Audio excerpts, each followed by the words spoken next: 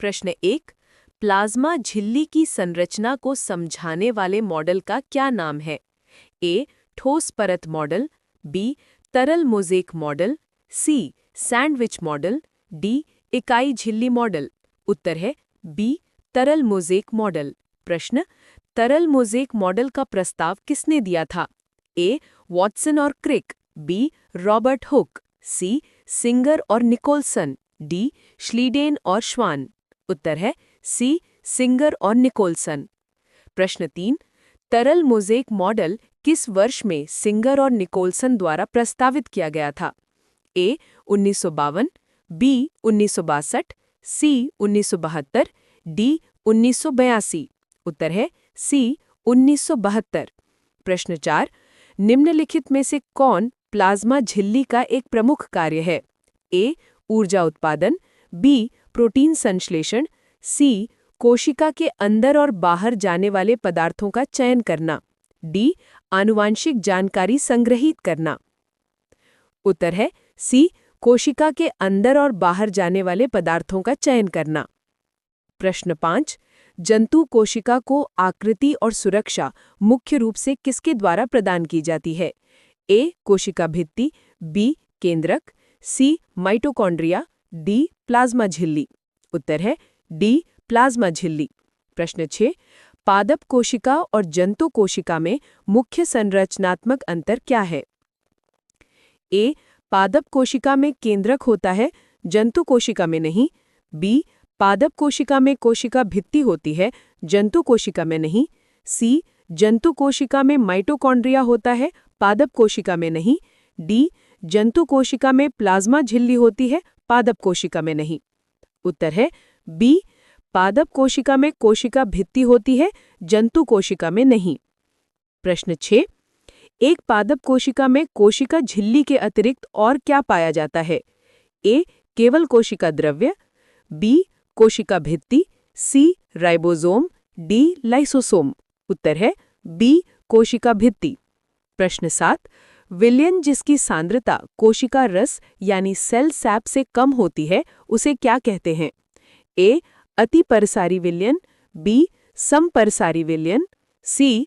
अल्पपरसारी विलयन, डी. संतृप्त विलयन। उत्तर है सी. अल्पपरसारी विलयन। प्रश्न 9। जब एक कोशिका को अल्पपरसारी विलयन में रखा जाता है तो उस पर क्या प्रभाव पड़ता है? ए. वह सिकुड़ जाती है, बी. वह फूल जाती है, सी. उस पर कोई प्रभाव नहीं पड़ता, डी. वह नष्ट हो जाती है। उत्तर है बी. वह फूल जाती है। प्रश्न 10। पानी में रखने पर किशमिश का फूलना किस घटना का उदाहरण है? ए. विसरण, बी. वाष्पोत्सर्जन, सी. परासरण, डी. सक्रिय परिवहन।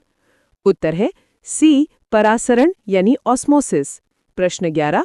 एक विलयन जिसकी सांद्रता कोशिका रस से अधिक होती है, उसे क्या कहते हैं? ए. अल्पपरसारी विलयन, बी. अतिपरसारी विलयन, सी. असंतृप्त विलयन, डी. समपरसारी विलयन। उत्तर है बी. अतिपरसारी विलयन। प्रश्न 13। जब एक कोशिका को अतिपरसारी विलयन में रखा जाता है तो उस पर क्या प्रभाव पड़ता है? ए. वह फूल जाती है, बी. वह सिकुड़ जाती है, सी. वह फट जाती है, डी. उसका आकार अपरिवर्तित रहता है। उत्तर है बी. वह सिकुड़ जाती है। प्रश्न 14। उस प्रक्रिया को क्या कहते हैं जिसमें अतिपरसारी विलयन में रखने पर कोशिका से तरल बाहर आ जाता है? ए. परासरण, B. Cytolysis, C. Plasmolysis, D. विसरण। उत्तर है सी. प्लाज्मोलिसिस या प्लाज्मोलाइसिस। प्रश्न। हाइपोटोनिक शब्द में हाइपो का क्या अर्थ है? ए. ज्यादा, बी. बराबर, सी. कम, डी. कोई नहीं। उत्तर है सी. कम। प्रश्न 16। निम्नलिखित में से किस में कोशिका भित्ति और कोशिका झिल्ली दोनों होती है? ए. जंतु कोशिका, बी. लाल रुधिर कोशिका यानी आरबीसी, सी. पादप कोशिका, डी. अमीबा। उत्तर है सी. पादप कोशिका। प्रश्न 17। कोशिका के अंदर मौजूद तरल को क्या कहा जाता है? A. Plasma, B. Serum, C. कोशिका रस, डी. लसिका। उत्तर है सी. कोशिका रस यानी सेल सैप। प्रश्न, हाइपरटोनिक शब्द में हाइपर का क्या अर्थ है? ए कम, बी अति या ज्यादा, सी नीचे, डी समान। उत्तर है बी अति या ज्यादा। प्रश्न 18, प्लाज्मोलिसिस की घटना में कोशिका से पानी बाहर क्यों निकलता है? ए क्योंकि बाहरी विलयन की सांद्रता कोशिका रस से कम होती है, बी क्योंकि बाहरी विलयन की सांद्रता कोशिका रस से अधिक होती है, सी क्योंकि कोशिका झिल्ली फट जाती है, डी क्योंकि कोशिका को ऊर्जा की आवश्यकता होती है। उत्तर है बी क्योंकि बाहरी विलयन की सांद्रता कोशिका रस से अधिक होती है। प्रश्न 19, निम्नलिखित में से कौन केवल कोशिका झिल्ली द्वारा घिरा होता है?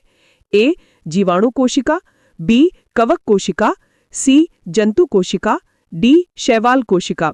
उत्तर है सी जंतु कोशिका। प्रश्न 20, परासरण की घटना में किस अणु की गति होती है? ए शर्करा, बी लवण, सी जल, डी प्रोटीन। उत्तर है सी जल। प्रश्न 21, यदि एक लाल रुधिर कोशिका यानी आरबीसी को शुद्ध जल में रखा जाए तो क्या होगा?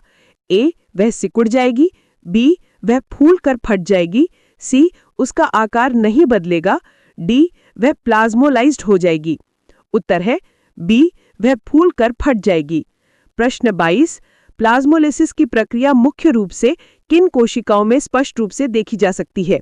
ए जंतु कोशिकाओं में, बी पादप कोशिकाओं में, सी लाल रुधिर कोशिकाओं में, डी तंत्रिका कोशिकाओं में। उत्तर है बी पादप